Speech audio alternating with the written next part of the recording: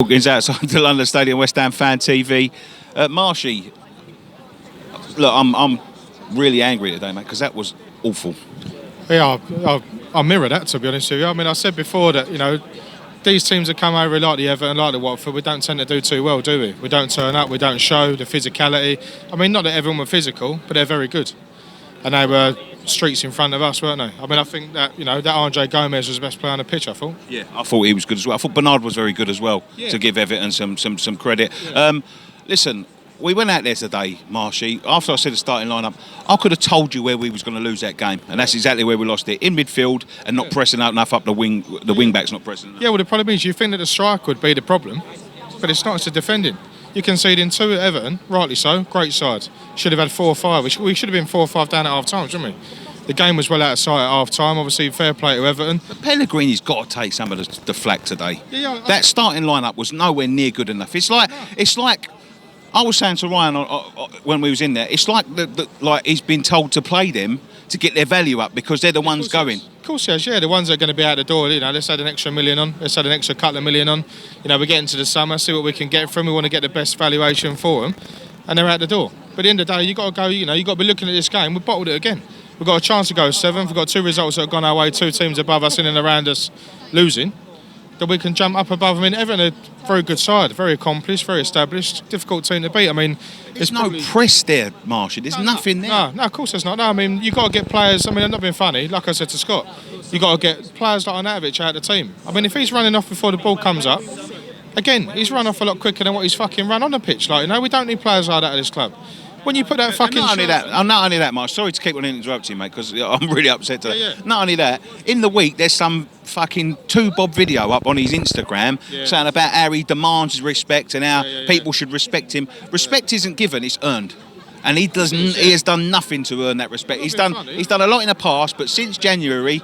he's been absolutely awful. Yeah, of course he has. Yeah, like I said before, that as soon as that Chinese rumour come about, it's turned his head. It's got into his mind. His mentality changes. I mean, like I say, by and large, he had a dodgy start when he first come over. He's then by and large our best player. Knocks in a few goals. Everyone loves him. He loves us. But when you put this fucking shirt on at this club, you get remembered for the fucking passion, desire, commitment, the Mark Nobles of this club. The Declan Rice, which I will say, we'll get onto that probably in a minute. But with Rice, the situation I think is. He's a West Ham boy through and through, but at the end of the day, for someone in Rice's position, you're 19, 20 years of age, you've gone away with England. All right, they've played a load of old shit, haven't they? A load of old toilet, scored 10 goals in 2.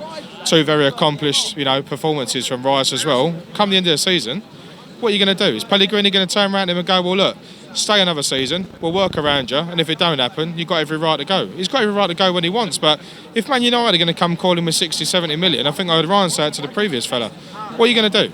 I love Declan Rice. I want him to stay, but for the best of intentions of his future, to me, it all depends on whether we get that money back. Because what's the point in selling him if we don't get the money back? Yeah, but at the end of the day, like I say, you're going to get rid of the Arnautovic, and like I say, you're going to play him because I've heard people say around here, he don't want it. Why are you going to play him? But like you said, you're going to play him for the valuation. Are you going to get? I mean, I did with a few geezers behind me. I know very well. We have very good chats and positive stuff. But it's now all negative like that. How much realistically are you going to get for Arnautovic in the summer? 30. If that. Yeah. If that. 25, if you're lucky. You should have took the 50. I've said that from the very start. The geezer don't want to be in it. You know what I mean? Well, what else do we need to do? Just drop all these cunts who don't fancy it. I mean, anyway, Noble don't get on the pitch today. Probably rightly so. We don't need a player like Noble in that situation. We're 2-0 down, we're chasing the game. You want players with attacking flair. Like you said of Arnautovic on the fucking social media. Look at Antonio. But look at the 2 players that come off, Marshy. Half time, Perez and who was it? Perez and Obiang, right? Well, two people that shouldn't have been starting in the first place. If you're making 2 subs at half time, he does that a lot, Pellegrini as well. Well, if you're going for a game, especially against Everton, which you know what you get your work cut out. You've got to battle, you've got to be physical. And Andes scored 2 goals last week to win us the game. Yeah, but like I said to your brother, I said to Gary, I wouldn't fucking mind coming home from Mexico yesterday. Well, you're fucking knackered, are you? Just get on there and fucking perform. Yeah. But all right, he come on, trying to pick up pieces, mirroring the situation with Huddersfield, chasing the game, trying to sort of rectify that and trying to go along with that Huddersfield performance. You ain't going to get that with Everton. Like I say, accomplished team, they're very well worked, they're very well drilled.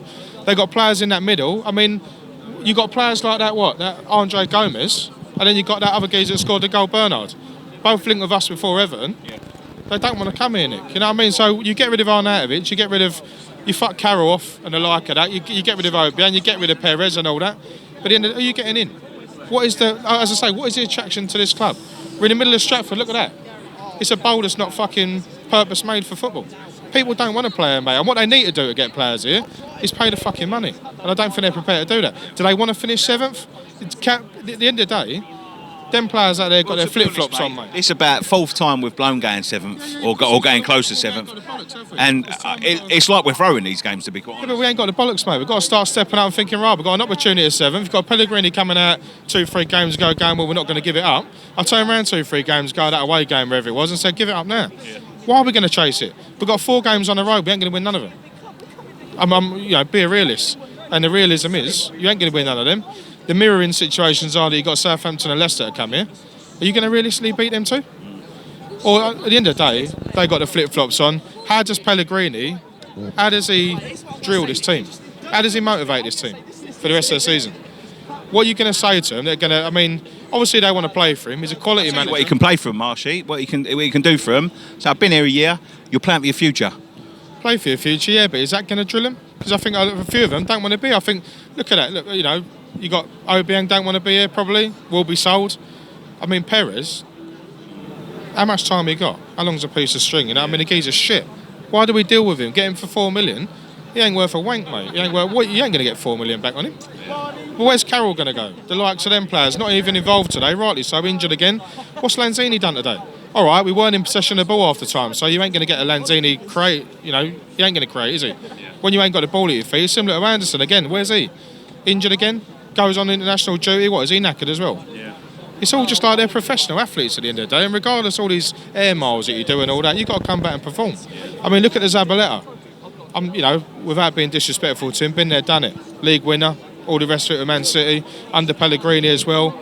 Gets on very well, got very good working relationships, but at the end of the day, I don't know how you motivate the team. What you got to do, I think we've got to see out the rest of the season, you've got to do your bollocks, and like I say, you put this fucking shirt on, you give 110% whoever the fuck you are. You know what I mean? This support, we're here all the time. I see Nick after the game and he said the situation with Zabaleta.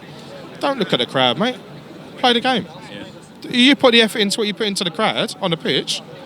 We're not losing 2-0 to Everton. Yeah. We're not shipping fucking 3 to Huddersfield, who are probably relegated today, or will be. But that's what I mean. The situation is that we're not scoring at the top end. Yeah. We're conceding fucking 2 minutes at the back. Sort the back line out. Beyond me why Balbino ain't back in already. Is he waiting for a fucking calamity circus show from Ogbonna? Because he ain't going to drop Diop, is he? So, we keep coming on here saying what's the way forward. I think the way forward now is they got the flip-flops on already. Let's see out the last, 6-7 games of the season. We won't win on the road. Let's be realistic. Are we going to beat Southampton? Leicester, Southampton come here, got a game plan. They got points to pick up. They got a season to play for, haven't they? Games to play for. Points to pick up. Leicester, tough team. We don't normally do well against teams in and around us, do we? That separate league. Categorise the league, and it's sort of us, Everton, Watford, Southampton, Leicester. But what are we going to do? We're going to push on? I'd be honest, mate, no, I don't think so. We're just another number making up the league, mate. We've been like that for a long time, and it's one of two things, isn't it? You either want to be a number and make the fucking sides up in the league, or you want to push on. We can't push on the way that we're going. You got to spend fucking big in the summer. Another 100 million plus, 150 million.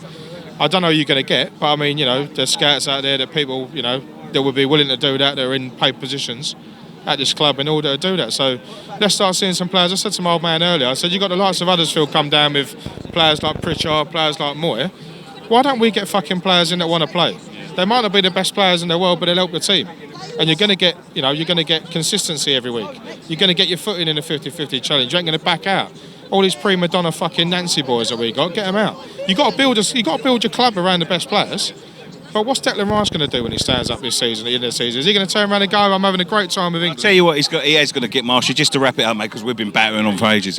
What he's going to do, when he goes with England, mate, he's going to get the taste for winning and the taste for winners' mentalities. Yeah, but listen, you're a footballer to fucking be in it to win at the end of the day. Declan Rice ain't going to win fuck all here, is he? Let's face it, he's 19, 20. Push on with Man United. I love Declan Rice, I want him to stay, don't get me wrong. But he's got to be the first one out the door for the right reasons, hasn't he? He loves the club, he loves us, we love him. But listen, let's give something back to him and say, listen, mate, your course has run here, in effect. You've done what you can do. Push on and be successful, mate. Marshy, thank you very much. Cheers, mate.